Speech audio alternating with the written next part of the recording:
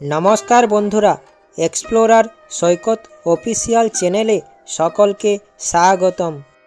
বন্ধুরা, আমাদের মন্দির প্রাঙ্গণে ও গৃহাঙ্গনে পবিত্র তুলসী বৃক্ষ রাখা হয়। তার পূজাও পরিক্রমা করা হয়। কণ্ঠে তুলসী কাঠের মালা ধারণ করা হয়। কিন্তু আপনারা কি কখনো ভেবেছেন যে বৃক্ষ হওয়া সত্ত্বেও কেন তুলসীকে বিশেষ মর্যাদা প্রদান করা হয়? এই বিষয়টি অনেকেরই অজানা।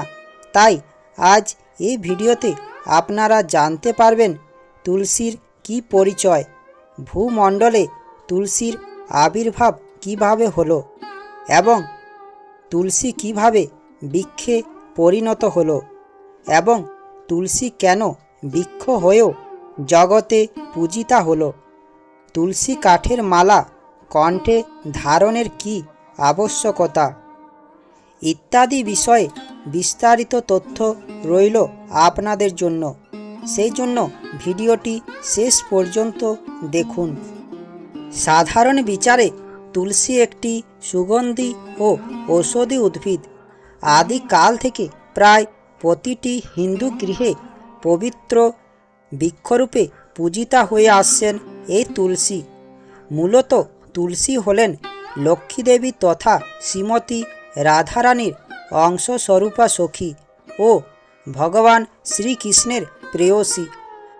গোলক বৃন্দাবনে গোপিকা বৃন্দাদেবী রূপে তুলসী রাধাকৃষ্ণের নিত্য সেবিকা এবং তাদের বিচিত্র দিব্যলীলা সম্পাদনের মূল পরিচালিকা। তিনি শ্রীকৃষ্ণের দূতী, কুঞ্জাদি সংস্কারে অভিজ্ঞা এবং আয়ুর্বেদ শাস্ত্রে পণ্ডিতা।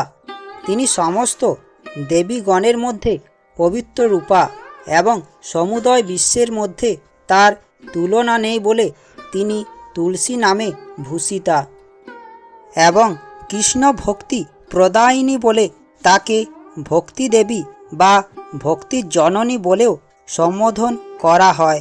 বৃন্দা দেবীর আজ্ঞাক্রমেই বৃন্দাবনে পত্র, পুষ্প, ফল, ভ্রমর, মৃগ, ময়ূর, সুখসারী ইত্যাদি পশু পাখিরাও শ্রীকৃষ্ণের কেলিকুঞ্জে পরম রমণীয় শোভা ধারণ করে। সৃষ্টির প্রারম্ভে তিনি কেদার রাজার কন্যারূপে বৃন্দাদেবী নামে যজ্ঞ কুণ্ড থেকে আবির্ভূত হন। তিনি যে বনে তপস্যা করেছিলেন সেই বন জগৎ বৃন্দাবন নামে প্রসিদ্ধ হয়। বৃন্দাদেবী বৃন্দাবনে সর্বদাই বাস করেন। শ্রী শ্রী রাধাকৃষ্ণের নানাবিধ লীলার দূতী এবং লীলারসে সর্বদাই অতিশয় উৎসুক। উভয়ের মিলন কার্যে প্রেমে পরিপূর্ণা থাকেন এই বৃন্দাদেবী। বৃন্দাদেবীর প্রতি অনুগত্য ও তার কৃপাভিন্ন বৃন্দাবনে শ্রী শ্রী রাধাকৃষ্ণের নিত্য সেবাধিকার কপাদি কারো পক্ষে সম্ভব নয়। তাই বিশেষত গৌড়ীয় বৈষ্ণবগণের নিকট তুলসী পরম আদরণীয়া, শ্রদ্ধেয় ও পূজনীয়া। রাধাকৃষ্ণের নিত্যপ্রিয়া ও সেবিকা তুলসী মহারানী তথা বৃন্দাদেবী জগজ্জীবের কল্যাণার্থে ভিন্ন ভিন্ন কল্পে ও মন্বন্তরে ভিন্নভাবে এই জগতে আবির্ভূত হন। তাই জগতে তুলসীর আবির্ভাব সম্পর্কে পুরাণে বিভিন্ন ঘটনার বর্ণনা পাওয়া যায়। একই তুলসী দেবী কখনো জলন্ধরের পত্নী, কখনো শঙ্খচূড়ের পত্নী, আবার কখনো বা ধর্মদেবের পত্নী, কখনো ধর্মধ্বজ কন্যা, কখনো চন্দ্রভানুর কন্যা, আবার কখনো কেদার রাজের কন্যারূপে আবির্ভূত হয়েছেন।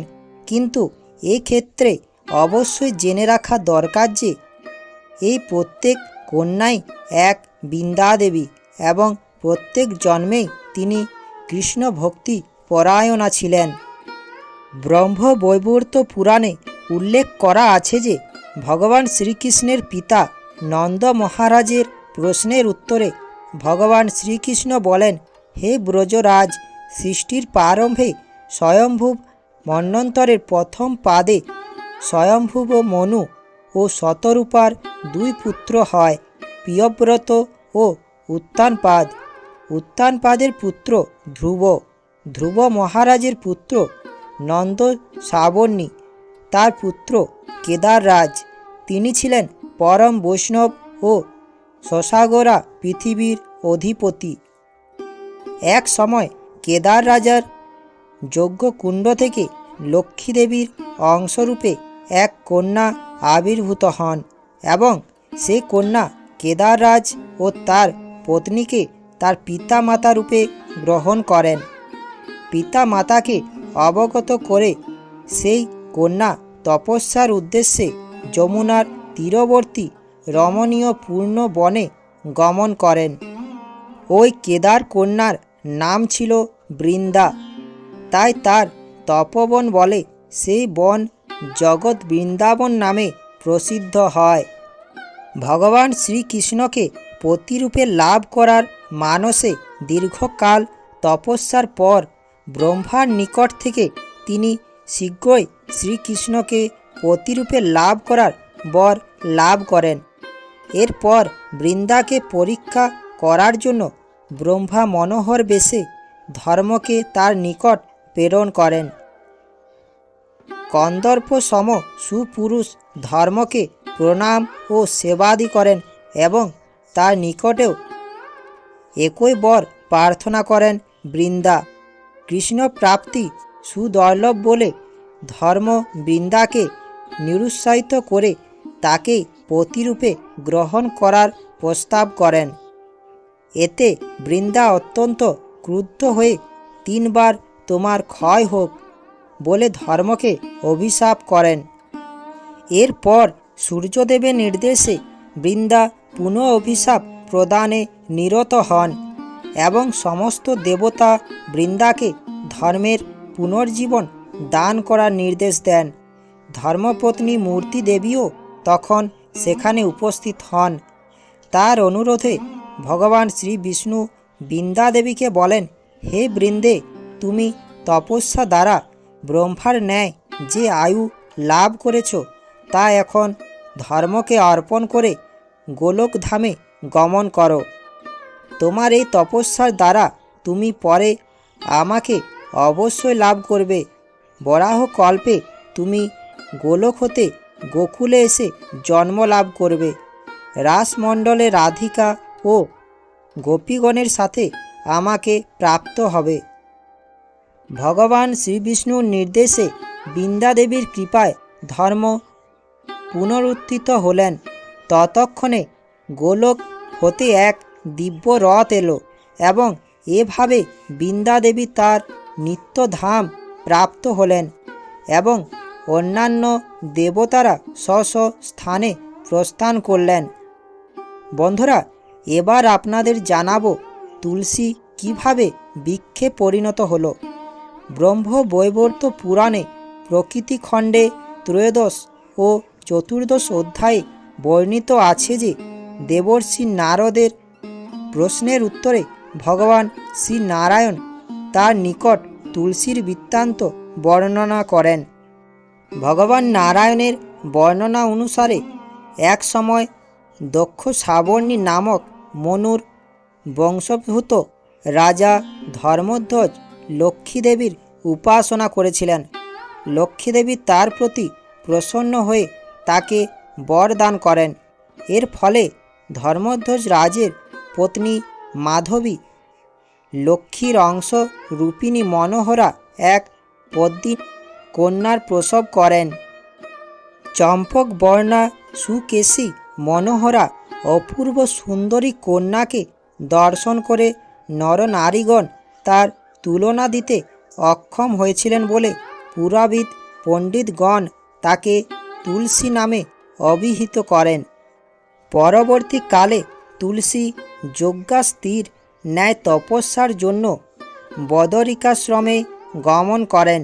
সেখানে মম নারায়ণ স্বামী ভবিতেছি, অর্থাৎ নারায়ণ আমার স্বামী হন, এইরূপ সংকল্প পূর্বক দৈব পরিমাণে লক্ষ বছর ধরে কঠোর তপস্যায় রত থাকেন।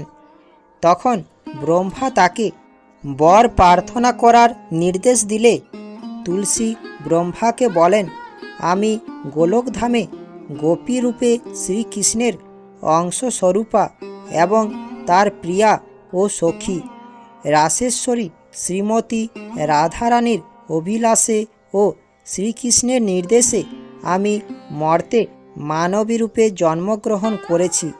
শ্রীকৃষ্ণ আমাকে ভারতবর্ষে জন্মগ্রহণ পূর্বক তারই অংশস্বরূপ চতুর্ভুজ নারায়ণকে আমার পতিরূপে প্রাপ্ত হওয়ার জন্য কঠোর তপস্যা করার নির্দেশ দেন।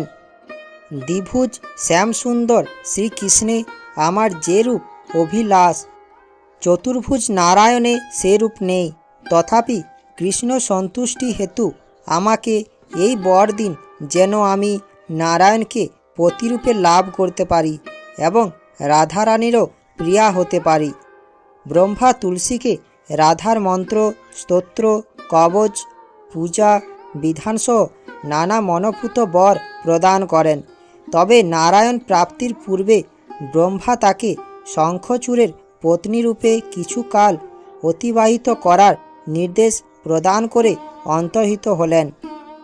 শঙ্খচূড় গোলক বৃন্দাবনে ভগবান শ্রীকৃষ্ণেরই অংশপ্রকাশ সুদামা সখারূপে নিত্য বিদ্যমান। শ্রীকৃষ্ণের ইচ্ছায় রাধারানীর অভিশাপে তিনি শঙ্খচূড় রূপেই মর্তে জন্মগ্রহণ করেন।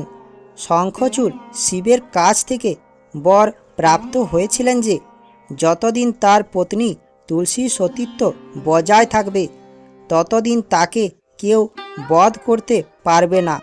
এরপর দেবতাদের সাথে অজিয় শঙ্খচূড়ের যুদ্ধ শুরু হয়।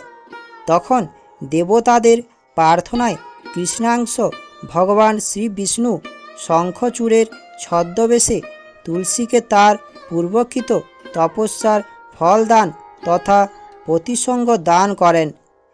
এর ফলে শঙ্খচূড় নিহত হন। তখন ভগবানও তুলসীকে বর দান করেন। শ্রীবিষ্ণুর বরে সতীসাধ্যী তুলসী দেহত্যাগের পর দিব্যদেহ ধারণপূর্বক গোলোকে শ্রীকৃষ্ণকে পতিরূপে প্রাপ্ত হন। তার শরীর ভারতে গণ্ডকী নামে প্রসিদ্ধা, মনুষ্যগণের পুণ্যপ্রদা পবিত্রা নদীরূপে পরিণত হয় এবং তার কেশকলাপ তুলসী কেশসম্ভূতা বলে তুলসী নামে বিখ্যাত পবিত্র বৃক্ষরূপে ধারণ করে। বন্ধুরা, এই গণ্ডকী নদী এখনও নেপালে বহমান এবং নারায়ণ শিলা শুধুমাত্র এই নদী গর্ভে পাওয়া যায়।